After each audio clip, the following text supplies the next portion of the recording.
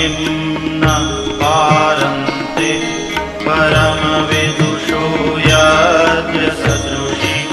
सुधिर्ब्रह्मादीनामपि तदवसन्नास्त्वयि गिर अथावाच्च सर्व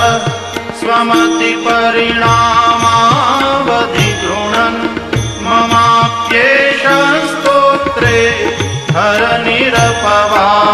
हरनिरपवादपरिकर